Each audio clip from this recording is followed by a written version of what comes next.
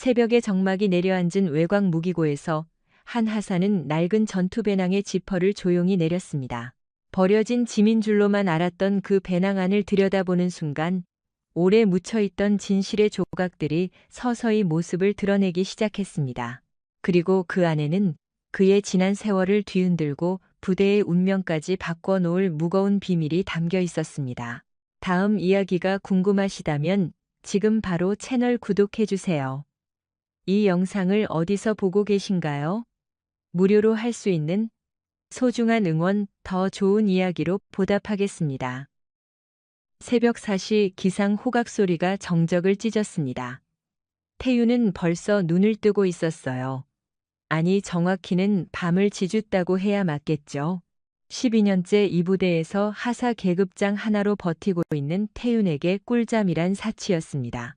다른 동기들은 일찍 중사 상사를 얻었는데 태윤만 여전히 하사였어요.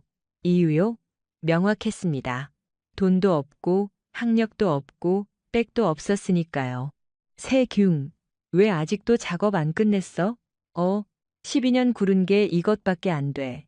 주임 상사, 최동식의 호통이 복도를 때렸습니다. 태윤보다 7년이나 늦게 입대했지만 일찍 상사 계급장을 단 남자였죠. 최동식은 대대장의 처남이었고 그 권력 하나로 승승장구했습니다. 태윤은 걸레를 쥔 채 바닥을 보았어요. 넵, 주임 상사님 죄송합니다. 사과는 무슨 참. 너 오늘 밤중에 간부 회식 있는 거 알지? 대대장님 차 미리 세차해 놓고 술집 예약도 네가 다 해. 게다가 안주 주문도 세팅해놔. 그런데 대답해. 네, 알겠습니다. 최동식은 비웃듯 콧방귀를 뀌었어요. 그의 입에서 양주 냄새가 진동했죠. 어젯밤에도 술을 퍼마셨죠. 정말 12년이면 멍멍 달았는데 넌 뭐 하나 제대로 하는 게 있어야 진급을 하지. 스펙도 안 좋고 인맥 없고 뭐 하나 자랑할 게 있냐? 저 나이에 하사면 창피한 사실 알아야지. 태유는 이를 악물었습니다. 하지만 대답은 뻔하게 있었죠. 죄송합니다. 주임 상사님. 걘 됐어. 어차피 넌 그게 고작이니까. 빨리 작업나 끝내고 부식 옮기기나 해. 최동식이 뜨고 나서야 태유는 양손을 꽉 쥐다 놓았어요. 손목의 핏대가 하얗게 튀어나왔어요. 12년. 그 긴 시간 동안 태윤이 겪은 건 멸시와 천대뿐이었습니다. 하지만 견딜 수밖에 없었어요. 여기서 찍히면 전역할 때까지 고통이었으니까요. 태윤은 원래 군인이 되고 싶어서 지원 입대했습니다. 고아원에서 자란 태윤에게 군대는 안식처이자 빛이었죠. 나라를 지키는 참된 간부가 되고 싶었어요. 하지만 현실은 잔혹했습니다. 학력도 없고 백도 없는 태윤은 그저 이용당하고 멸시당하는 존재일 뿐이었어요. 진급 심사 때마다 떨어졌고 이유는 늘 같았습니다. 평가가 낮다는 거였죠. 하지만 태윤은 느끼고 있었어요. 평가를 내리는 건 결국 간부들이고 그들은 돈 없는 태윤을 애초에 관심조차 주지 않았다는 거요. 낮 12시 태윤은 창고 안에서 장비를 정리하고 있었습니다. 땀방울이 온몸을 타고 흘러내렸죠. 한낮의 보급창은 불감하였죠. 그때였습니다. 야 임마, 이거 목록에서 빼. 알았지? 보급관 정우진 대위가 군용 모포 박스를 가리켰습니다. 박스에는 신품 군용 모포 50장이 들어있었어요. 태유는 눈을 마주쳤습니다. 대위님, 이건 부대 재산인데 목록에서 빼면 안 됩니다. 뭐야, 너 지금 나한테 개기는 거냐? 정우진의 얼굴이 검게 달아올랐습니다. 태유는 차분하게 대답했어요. 개기는 게 아니라 규정을 말씀드리는 겁니다. 이 장비는 부대 재산이고 무단으로 훔쳐가면 범죄입니다. 이 자식이 진짜 정우진이 태윤의 멱살을 잡으려는 순간 밖에서 발걸음이 울렸습니다. 정우진은 다급히 손을 거뒀죠. 너 두고 보자. 진짜 두고 보라고. 감히 대위한테 말대꾸를 해. 하사 주제에 태윤은 짐작하고 있었죠.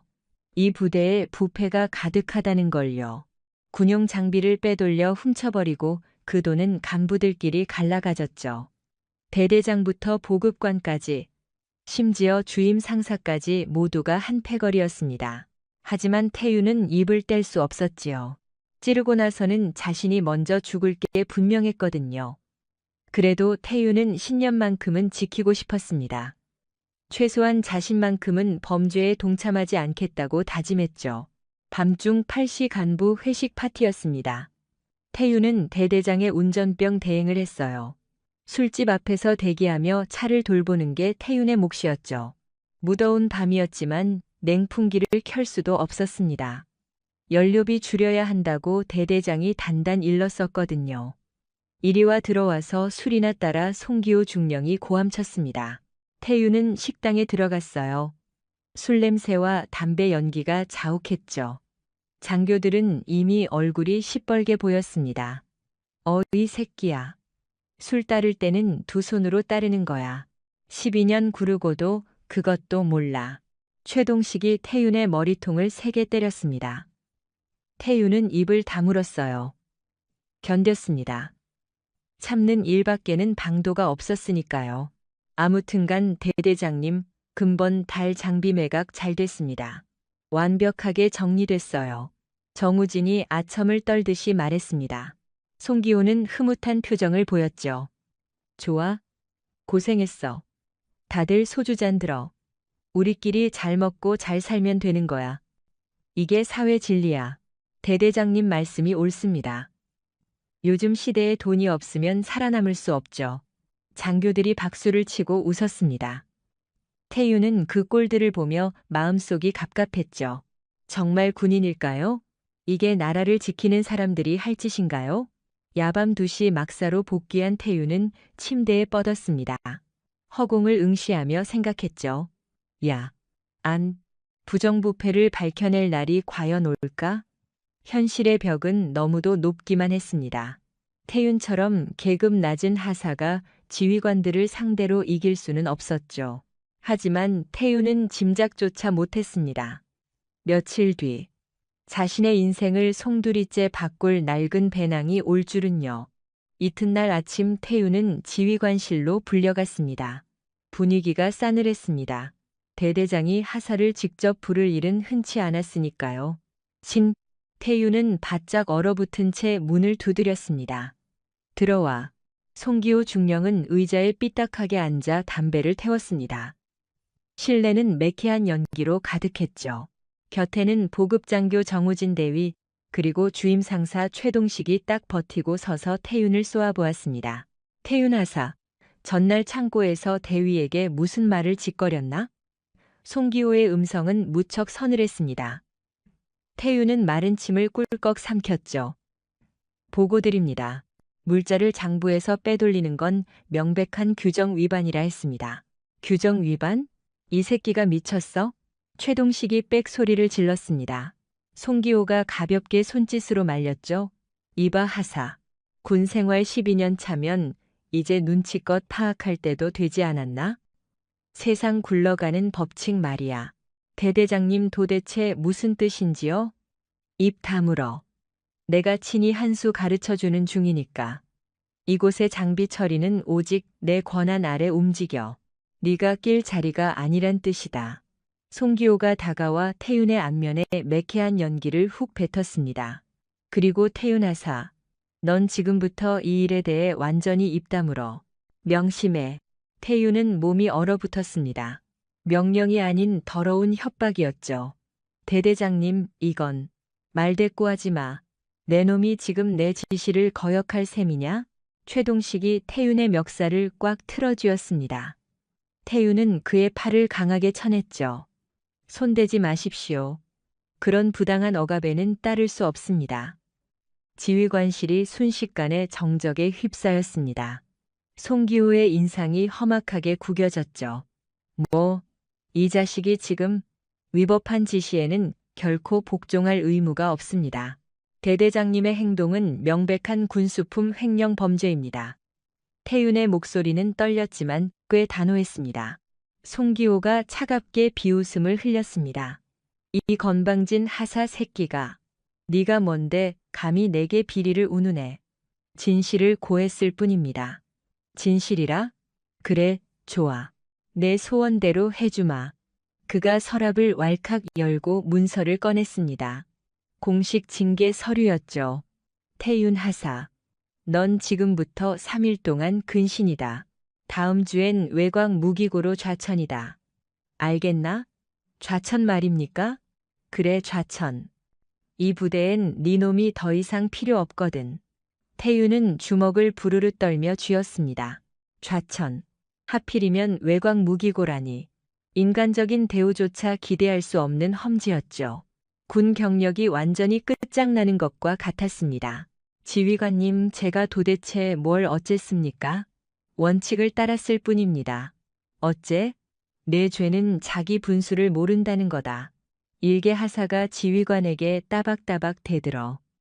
송기호가 태윤의 코앞까지 바짝 다가섰습니다.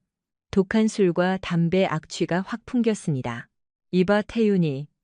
너 같은 놈은 말이야. 어차피 버려질 패야.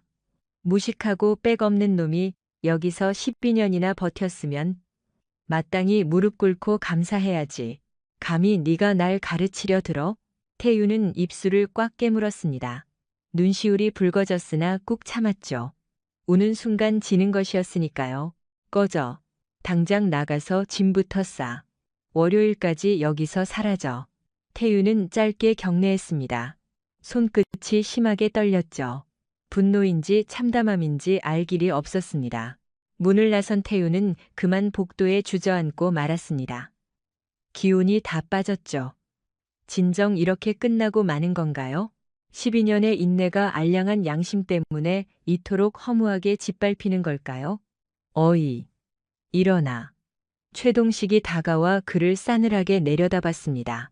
시선엔 비웃음이 가득했죠. 주제넘게 굴더니 꼴 좋게 당하는군. 이게 더러운 세상 이치다. 알았냐? 태윤은 입을 굳게 다물었습니다.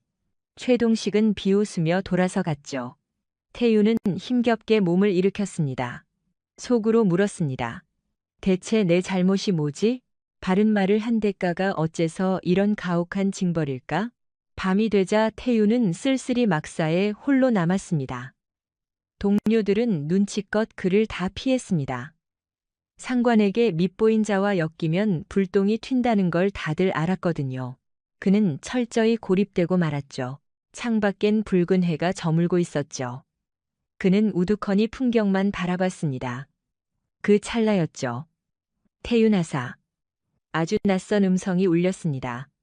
그가 고개를 돌렸죠. 문가엔 예비역 표장을 단 노인이 서 있었죠. 투스타가 박혀 있었죠. 소장 계급장 말이죠. 네. 헌데 누구십니까? 난 최동환. 예비역 소장이지. 노인은 태윤을 가만히 응시했죠. 눈빛이 참 오묘했습니다. 깊은 슬픔. 그리고 뭔가 사연을 가득 품은 듯한 눈빛이었죠. 쫓겨난다며? 네, 맞아요. 그래. 맘고생 많았겠네. 최동환은 등에 맨 낡은 군장을 천천히 내려놓았습니다. 테이프로 기워져 있고 결속구는 빨갛게 녹이 쓴 상태였죠. 낡고 버려진 듯한 짐가방이었어요. 당장 이것을 가지고 떠나게. 최동환은 태윤의 구둣발 앞에 툭 던졌어요. 태윤은 당황스러웠죠. 만가 게으르냐. 그런 관이야. 만가 게으르냐. 대체 무엇입니까? 고철이다. 나가는 길에 처분해라. 어차피 쓸모없어. 가방 위쪽엔 고철이라고 쓰인 낡은 메모가 있었습니다. 태윤이 가방을 번쩍 들어 올렸죠. 생각보다 아주 묵직했습니다. 퇴역 장성님. 왜 이걸 제게 묻지 마. 무조건 챙겨가. 이어서 최동환은 태윤의 두 눈을 주시했죠. 절대 열지 마라. 처분하기 전엔 그 한마디만 남긴 채 최동환은 떠났습니다. 태윤은 이유조차 모르는 채 짐을 꽉 껴안았어요. 안에 도대체 무엇이 있기에 그런 당부를 했을까요? 그러나 태윤은 그날 밤 가방을 열어보지 않았죠. 상관의 지시를 거역할 수는 없었거든요. 짐가방을 한쪽에 두고 짐을 챙겼습니다. 월요일 아침이 밝아오고 있었습니다. 태윤의 긴 군 복무도 막을 내리는 듯 했죠. 그러나 태윤은 꿈에도 몰랐어요. 그 낡은 가방 안에 자기 자신은 물론 부대 전체를 뒤흔들 무언가가 있다는 걸요. 월요일 이른 새벽 태유는 짐을 챙겼죠. 12년 세월의 흔적은 고작 빛바랜 군복과 오래된 서적 몇 권뿐이었죠. 그리고 방 한쪽에 덩그러니 놓인 그 짐가방. 태유는 가방을 손에 쥐고 중얼거렸습니다. 안에 대체 무엇이 숨겨진 걸까? 어째서 처분하기 전엔 열어보지 말란 걸까? 하지만 태유는 꾹 참았죠. 애체. 군인으로서 지시는 생명과도 같았거든요. 비록 그것이 퇴역 장성의 지시라고 할지라도 오전 7시 태유는 행정반에 들러 전출 서류를 수령했습니다. 서류를 건네주며 행정병이 말했죠. 하사님, 이곳에 서명해 주십시오. 외곽 탄약고는 무척 외롭고 고된 곳인데 수고하십시오. 알겠네. 태윤이 서명할 때 곁에서 비아냥거리는 소리가 들려왔죠. 오, 태윤이 쫓겨난다며? 잘 가라. 이 자식아. 최동식이었습니다. 그는 얄미운 표정으로 태윤을 쳐다봤어요. 12년이나 여기서 기생하며 버티더니 드디어 사라지는군. 아, 기분 참 상쾌하네. 태윤은 침묵을 지켰습니다. 최동식은 태윤의 어깨를 툭 쳤죠. 어이, 탄약고로 꺼지면 말이야. 거긴 벌레 취급이나 할 거다. 넌 거기서 잊혀질 거다. 평생 하사관으로. 주임 상사님 수고하십시오. 태윤이 몸을 돌리자 최동식이 태윤의 옷자락을 잡았죠. 어이, 내 이야기 안 끝났다. 내깎게 감히 대대장님께 반항을 해? 내 분수를 파악했어야지. 가방끈도 짧고 배경도 없는 놈이 거들먹거리다 망한 거다. 태윤은 최동식의 팔을 거칠게 쳐냈습니다. 그리고 정면을 응시했죠. 상사님. 전 제 신념을 지켰을 따름입니다. 그게 죄입니까? 신념. 참, 이 자식 보게. 군에서 신념 버리고 사는 놈이 어디 한둘이냐? 너 혼자만 유난히 깨끗한 척하지 마. 전 깨끗한 게 아니라 당당한 겁니다. 태윤은 대답을 남기고 떠나갔습니다. 최동식은 등 뒤로 욕을 쏟아냈지만 태윤은 무시해버렸죠. 생활관에 도착한 태윤은 매트리스에 걸터 앉았죠. 가방을 무릎 위에 올려두고 오랫동안 주시했어요. 낡은 원단, 부식된 장식, 고철이라 적힌 메모는 완전한 폐기물이었죠. 이게 도대체 뭘까? 태윤은 짐가방의 잠금장치로 손을 뻗었습니다. 그러나 최동환 장군의 당부가 뇌리를 스쳤죠. 처분할 때까진 열지 마라. 태윤은 손을 뗐습니다. 오전 10시 태윤은 군용차에 올라 부대를 벗어났습니다. 돌아보니 12년간 머문 곳이 까마득해졌죠. 동료도 병사들도 단 한 명조차 마중을 나오지 않았습니다. 태윤은 완벽히 고립됐죠. 군용차는 험한 길을 달렸습니다. 외곽 무기고는 본대에서 차량으로 먼 거리에 위치했어요. 철저히 단절된 공간이었죠. 태윤은 유리창 너머를 보며 고민했죠. 이것이 내 삶의 종착역일까? 12년이나 인내했는데 마침내 이런 허무한 결말인 건가?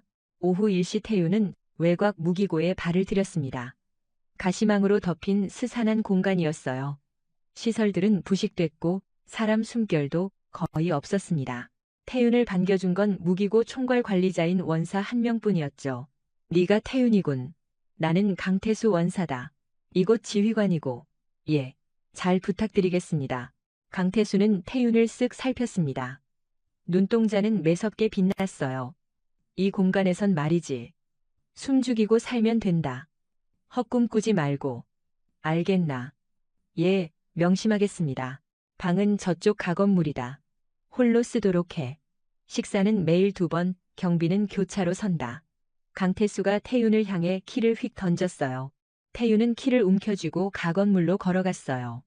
내부 공간은 꽤 협소하고 캄캄했습니다. 낡은 모포, 작은 탁자가 다였죠. 태윤은 배낭을 바닥에 두고 걸터 앉았습니다. 곧이어 짐가방을 쳐다보았죠. 지금 폐기해도 무방한 걸까? 태윤은 가방을 챙겨 시래로 걸음을 옮겼습니다. 무기고 후면엔 소각장이 존재했어요. 태윤은 거기로 걸어갔죠. 소각로 앞에 멈춰 섰습니다. 짐을 넣으면 끝이었어요. 그러나 태윤은 주저하고 말았습니다. 최동환 장군의 표정이 자꾸 어른거렸거든요. 애절하고도 비통한 그 표정 말입니다. 대체 어째서 하필 내게 넘겼을까? 단순한 고철 조각이라면 왜 내게 주었을까? 태유는 짐가방을 소각로에 버리지 못했습니다. 결국 다시 막사 안으로 발길을 돌렸어요. 침상에 가방을 던지고 가만 쳐다봤죠. 밤 8시경 태유는 마음을 굳혔습니다. 열어보자고요. 버려질 운명이라면 그 안에 뭐가 있는지 확인해봐도 괜찮지 않겠습니까? 태유는 가방 지퍼를 조심스레 열었습니다. 삐걱이는 소음이 막사 안을 가득 채웠어요. 가슴이 심하게 요동쳤죠. 왜 이렇게까지 떨리는 걸까요? 피. 지퍼를 끝까지 내린 다음 가방을 확 벌렸습니다. 그 찰나 태윤의 두 손이 멈췄죠. 두 눈이 커졌고 입이 벌어졌죠. 가방 속에는 USB 한 개와 두꺼운 서류 다발, 그리고 편지 한 통이 놓여 있었습니다. 태윤은 진동하는 손으로 USB를 집었어요. 겉면에는 방위산업 비리 증거라고 쓰여 있었죠. 이게 뭘까? 태윤은 즉시 서류들을 펼쳤습니다. 그건 군비리 보고서였어요. 하필 태윤이 몸담은 부대의 부정을 낱낱이 파헤친 기록이었죠. 대대장 송기호, 보급관 정우진, 주임상사 최동식, 세 사람의 이름이 몽땅 적혀 있었죠. 태윤의 손발이 떨렸습니다. 심장이 찢어질 것 같았어요. 이건 태윤은 맨 마지막에 편지를 꺼내 들었죠. 겉면에는 태윤에게라고 쓰여 있었어요. 태윤은 봉투를 뜯었습니다. 그 안에는 다음과 같은 글이 있었죠. 태윤아, 넌 내쳐지는 게 아니야. 넌 뽑힌 거야. 참된 군인이란 약자를 돌보는 법이다. 이 서류를 들고 싸워라. 내 믿음이 맞음을 입증해라. 너의 벗 최동환. 태윤은 편지를 쥔 채 바닥에 털썩 주저앉았습니다. 두 눈에서 눈물이 쏟아졌어요. 장장 12년간 억눌렀던 모든 서름이 한 번에 터져버렸죠. 장군님. 태윤은 진동하는 손으로 USB를 가만히 들여다보았죠. 그리고 서류를 넘겼어요. 그 안에는 태윤이 짐작조차 못한 거대한 부정부패의 증거가 가득히 담겨 있었습니다. 태윤은 직감했습니다. 이것은 그저 쓰레기가 아니었어요. 진짜 무기였습니다. 부대를 붕괴시킬 수 있는 거대 폭탄이었죠. 그러나 태윤은 몰랐습니다. 이 가방 안에 본인의 진짜 신분을 밝힐 또 다른 기밀이 감춰져 있다는 거요. 태윤은 밤새 한숨도 잠을 자지 못했죠. 머리가 터질 듯했죠. 그 자료와 서류들을 읽으면 읽을수록 기가 막혔죠. 이것은 가벼운 부대 비리 따위가 아니었죠. 방위산업 전체를 붕괴시킬 폭탄이었어요. 새벽 3시경 태윤은 다시 가방을 뒤졌습니다. 혹시 놓친 게 있을까 해서요. 가방 깊숙한 곳에 비밀 주머니를 만지다가 뭔가 잡혔죠. 태윤은 아주 조심히 꺼냈어요. 봉투 하나가 툭 떨어졌죠. 대체 이건 뭘까? 봉투를 열자마자 문서가 나왔죠. 태윤은 문서를 확 펼쳤죠.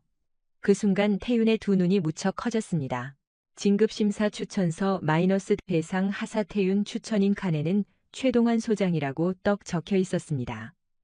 작성일은 3년 전이었죠. 태윤은 호흡이 덧섰죠. 이게 3년 전 것이라니. 태윤은 문서를 읽기 시작했습니다. 그 문건엔 태윤의 성실함, 책임감, 도덕성이 상세하게 적혀 있었어요. 최동환 장군은 태윤을 상사로 필히 진급시켜야 한다고 강력히 추천했죠. 그런데 왜 이 글이 여기 놓인 걸까? 왜 진급에 실패한 걸까? 태윤은 다른 서류를 막 뒤적였죠. 그러다가 또 다른 서류를 찾아냈어요. 그것은 진급심사 서류였습니다. 태윤의 이름 옆 칸엔 부적격이란 빨간 도장이 쾅 찍혀 있었죠. 탈락 사유에는 이렇게 쓰여 있었죠. 심사자 소견 상관에 향한 절대 복종 부재, 부대 융화력 미달, 마이너스 심사관 대대장 송기호. 태윤은 두 주먹을 쥐었죠. 이를 꽉 물었죠. 이런 개자식들. 결국 이런 내막이었죠. 최동환 장군이 진급을 도우려 했지만 송기호가 막아선 겁니다. 꼬박 3년 전부터 말이죠.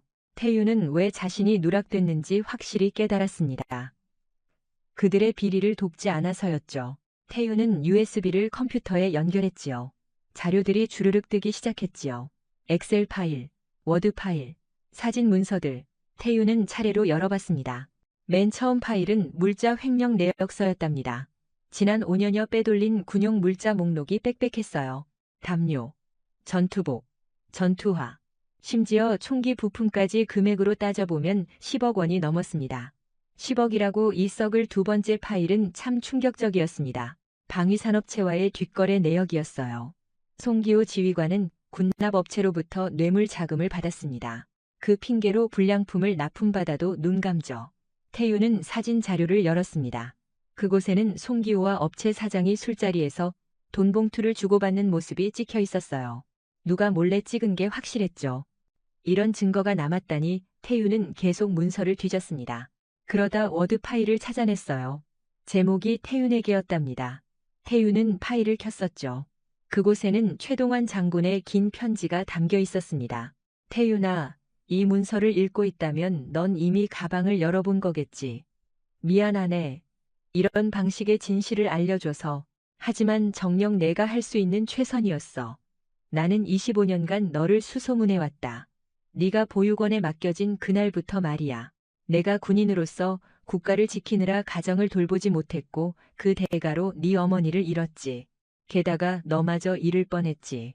3년 전 우연히 부대 순찰을 돌았다가 너를 찾아냈단다. 중사 계급장을 달고 묵묵히 일하는 내 모습을 지켜보며 나는 확신했어.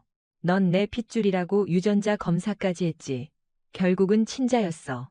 태윤아, 넌 내 핏줄이야. 태윤은 숨이 타를 뻔했습니다. 몸이 떨려서 마우스를 똑바로 잡을 수조차 없었지요. 내가 장군님의 자식이라니. 태윤은 편지를 계속 읽어갔어요. 하지만 나는 내게 다가갈 수 없었지. 여태껏 아버지 노릇 한 번 못한 내가 무슨 자격으로 네 앞에 서겠니? 대신 나는 뒤에서 너를 지켜보았어. 네가 비리를 거절하는 모습을 봤지. 상관에게 맞서면서도 양심을 지키는 모습을 봤지. 너무 자랑스러웠다. 내 핏줄이 진짜 군인으로 커주어서 이제 이 자료들을 들고 싸워라.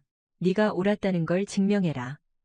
그리고 이 낡은 부대를 바로 세워라. 그게 참된 군인이 하는 일이니까. 버려진 것이 아니야.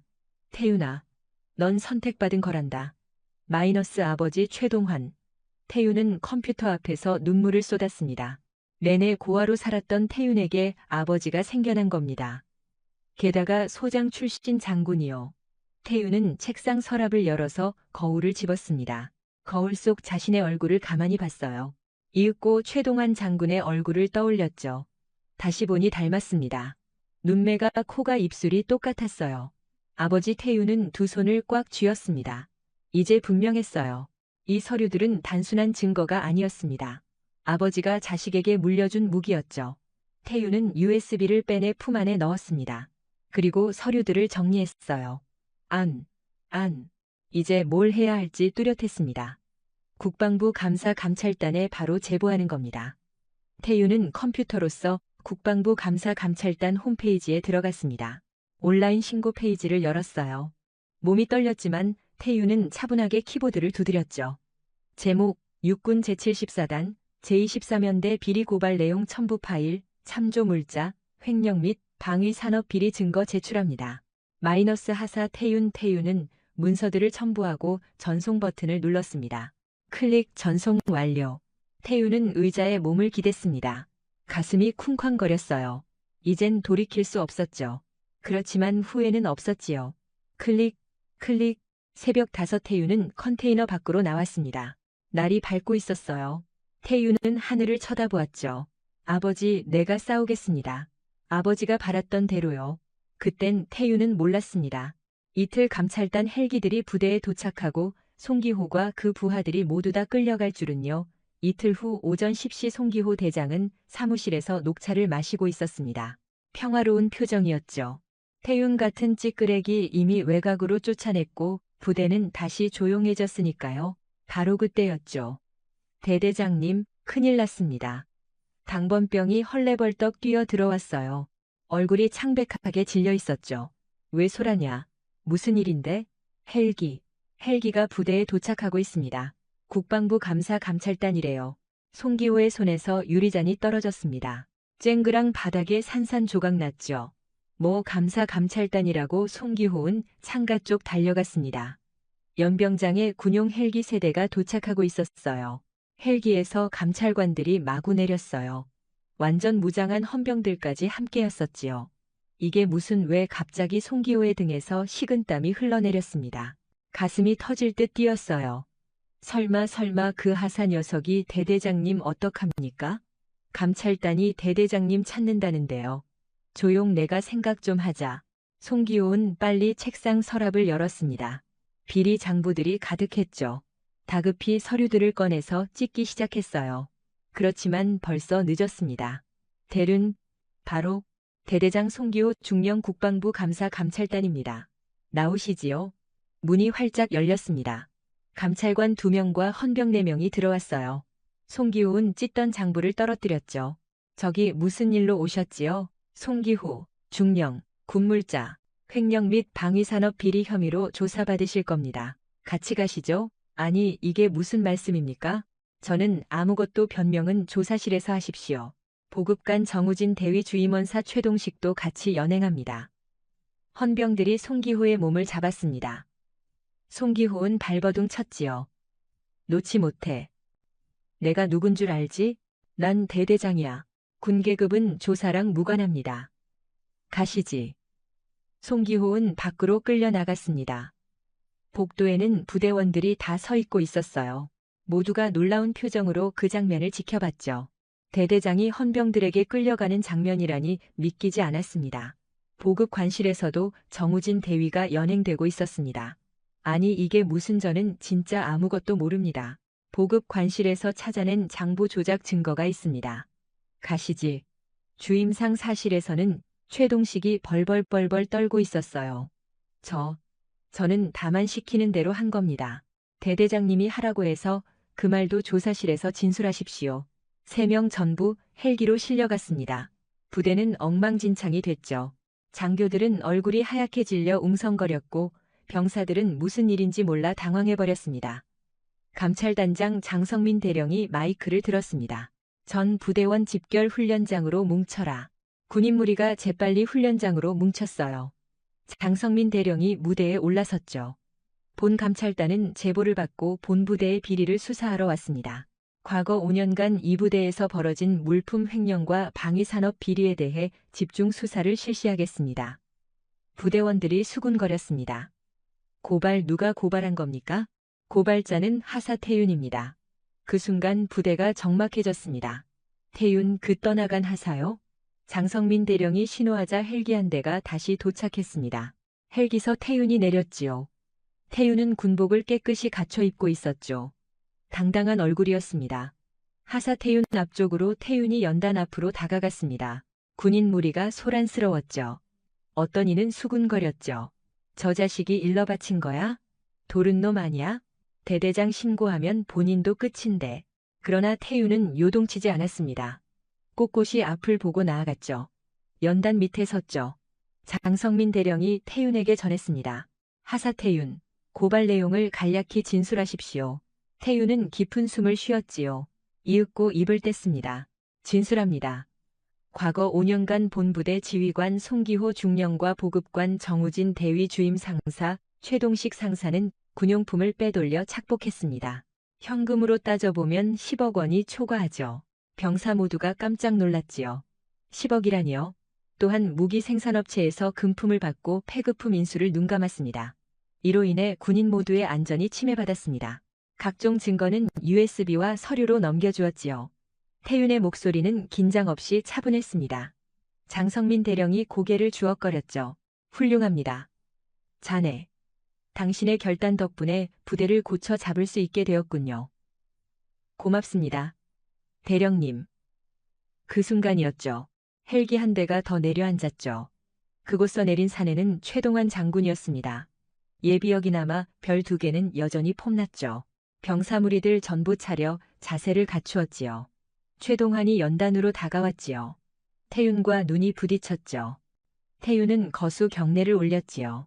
최동환도 경례를 받았지요. 두 사내의 눈에서 눈물이 맺혀갔죠. 고생했다, 태윤아. 네, 장군님. 최동환은 태윤의 어깨를 만져주었지요. 이윽고 장병 무리들 향해 외쳤어요. 나는 제대병 장군 최동환입니다. 금일 제군들에게 전할 게 있답니다. 전부가 숨을 멈추고 지켜보았죠. 하사 태윤은 나의 친자식이죠. 장내가 수군거렸습니다. 웬일이람? 저 하사가 장군의 핏줄이라고. 20년 전 나는 지휘관으로 조국을 보위하려 가족을 챙기지 못했었지요. 그 이후로 부인을 보냈고 자식을 보육원에 넘겨야 했죠. 그 후에 3년 전 우연하게 진영을 돌아보다가 태윤을 보게 되었지요. 최동환의 목소리가 요동쳤지요. 그러나 나는 마주할 수 못했었지요. 아버지 역할 한 번 못한 내가 어떤 권리가 있겠나이까? 그저 밖에서 바라봤죠. 그 후에 깨달았었지요. 태윤은 참된 사나이라는 걸요. 병사 모두가 태윤을 새로 보았지요. 천대하고 비웃던 그 하사가 진실은 장군의 핏줄이었던 겁니다. 외면당한 게 아니지요. 태윤은 지목당한 겁니다. 병든 조직을 고쳐내기 위해 지목당한 거죠. 최동환은 태윤을 안았습니다. 태윤도 아버지를 안았지요. 20년 만에 만남이었죠. 병사무리 중 몇 명은 손뼉을 쳤었지요. 그러나 태윤을 천대했던 장교들은 안색이 핫했지요. 인제 어쩌게 되는 걸까요? 마침 취조실에서 연락이 들렸지요. 송기호가 털어놨다는 것이었죠. 갖은 범죄를 시인했다고요? 최동식도 정우진도 동일했었지요. 장성민 대령이 선언했습니다. 송기호, 중령, 정우진 대위, 최동식 상사 전원 체포 절차에 돌입합니다. 남은 관련자도 파헤치겠습니다. 진영은 철저히 혼란해졌지요. 그러나 태윤은 고요했죠. 인제 출발일 따름이었으니까. 최동환 장군의 연설이 마치고 부대는 정지해버렸지요. 태윤을 그렇게 천대하고 억눌렀던 장교들의 안색이 창백해졌어요. 장군의 핏줄. 그 뜻이 기억 속에서 춤추었죠. 장성민 대령이 새로 마이크를 잡았었지요. 전 장교 긴급 모임 30분 뒤 강당에 모여 안 오면 징계 단행하겠다. 장교들이 서둘러 다른 박질 돌입했어요. 태윤은 연단 밑에서 머물렀지요. 거쳐가는 장교들이 태윤을 흘깃흘깃 바라봤죠. 일부는 얼굴을 내렸고 나머진 시선 회피했지요. 태윤은 무리를 당당히 지켜봤어요. 당당해했지요. 본인은 털끝 실수도 한 적 없었으니까요. 30분 뒤 강당엔 장교 70명쯤이 숨죽인 얼굴들로 자리하고 있었죠. 연단 위엔 장성민 대령과 최동환 장군 더불어 태윤이만 있었지요. 장성민 대령이 문서를 뜯었습니다. 오늘부터 수사 내역을 발설하겠습니다. 송기호 중령은 5년간 12억 원 수준의 군수품을 빼돌렸습니다. 정우진 대위는 무기 생산업체에서 3억 원의 금품을 챙겼고요. 장교들이 수군거렸습니다. 피해액이 엄청났죠. 상관의 지시를 따라 최동식 상사는 군수품 불법 매각을 강행했습니다. 그리고 부하들에게 잔인한 가해를 지속했고요. 태윤은 가만히 듣기만 하였습니다. 최동환 소장이 무겁게 말했죠. 이어서 3년 동안 태윤의 승진을 방해한 인물이 누구인지 파악해냈습니다. 장교들의 이목이 쏠려왔습니다. 송기호 중령입니다. 태윤이 비리를 거부하자 진급에서 고위로 누락시켰죠. 태윤을 부대 밖으로 쫓아내려 한 것입니다. 최동환의 음성엔 분노가 서려 있었어요. 군인이 전우를 짓밟은 겁니다. 약자를 지켜야 할 군인이 오히려 약자를 짓밟았어요. 이게 군대입니까? 아무도 대답하지 못했습니다. 강당은 쥐죽은 듯 조용했죠. 오늘부터 이 부대는 전면 재조사에 들어갑니다. 비리에 연루된 자는 모두 처벌하겠습니다. 각오하십시오. 장성민 대령이 명단을 읽기 시작했습니다. 중대장 박동현 소령, 행정관 이성민 대위, 작전과장 김태호 소령. 이상 3명은 즉시 보직 정지입니다. 조사실로 나오십시오. 간부들이 벌떡 일어났어요. 얼굴이 하얗게 질린 채 단상으로 걸어갔죠. 태윤과 눈이 마주쳤습니다. 그들은 고개를 숙였어요. 그리고 하사 태윤이 앞으로 나갔습니다. 제보자로서 용기를 보였고 군인으로서 양심을 지켰습니다. 특진 추천서를 국방부에 제출하겠습니다. 간부들이 순덩거렸습니다. 특진이라니요? 하사에서 중사로 바로 진급합니다. 그리고 본부 작전처에 배치하겠습니다. 박수가 터져 나왔습니다. 하지만 일부 간부들은 박수를 치지 않았어요. 태윤이 올라오는 게 두려웠던 거죠. 집회가 끝나고 태윤은 복도를 걸었습니다. 그때였습니다. 태윤아 뒤에서 목소리가 들렸어요. 돌아보니 과거 동기였던 중사 한 명이 서 있었습니다. 이름은 윤지환. 태윤과 같이 입대했지만 먼저 진급한 친구였죠. 지환아, 야, 진짜 대단하다. 네가 소장님 아들이었다니. 전혀 몰랐어. 윤지환은 태윤의 손을 잡았습니다. 진심으로 축하하는 표정이었어요. 나도 몰랐어. 3년 전에야 아버지가 나타나셨거든. 그동안 고생 많았지. 진짜 힘들었을 텐데. 태윤은 고개를 끄덕였습니다. 눈시울이 붉어졌어요. 괜찮아. 이제 다 끝났어. 내가 이긴 거야. 두 사람은 포옹했습니다. 진짜 친구는 이럴 때 드러나는 법이죠. 저녁 6시 태윤은 숙소로 돌아왔습니다. 침대에 앉아 생각에 잠겼어요. 이틀 만에 모든 게 바뀌었죠. 하지만 태윤은 자만하지 않았습니다. 진짜 싸움은 지금부터니까요. 이튿날 아침 신문실 송기호가 철제 의자에 앉아 있었죠. 손엔 수갑이 묶였죠. 이튿날 송기호가 탕데스로 장성민 대령이 추궁하고 있었어요. 송기호 중령 왜 태윤 하사를 승진시키지 않은 겁니까? 송기호는 땅만 쳐다보고 있었습니다. 대답하세요. 명령을 어겼기 때문입니다. 어김 횡령을 거부한 게 어김입니까? 송기호는 굳게 침묵했습니다. 장성민이 탁자를 쾅 쳤어요. 당신은 군인이 아닙니다. 도적이죠. 국가 자산을 불법으로 빼돌려 이익을 챙겼죠. 잘못했어요. 잘못은 무슨? 당신 때문에 얼마나 많은 군인들이 피해를 입었는지 아십니까? 불량품 방한복을 입고 추위에 떨었고 불량 전투화를 신고 발에 물집이 잡혔어요. 송기호의 어깨가 축 처졌습니다. 태윤 하사는 그걸 막으려 했습니다.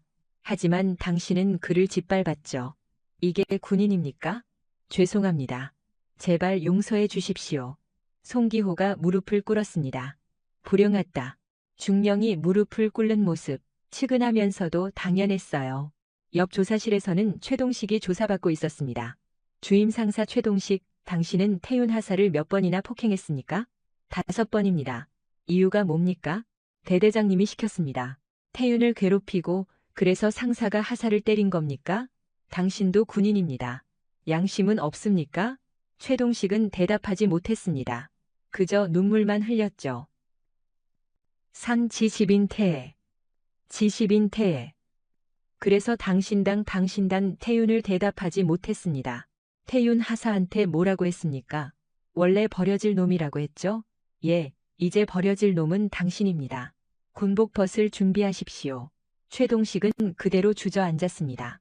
저녁 7시 태윤은 부대 운동장을 걸었습니다.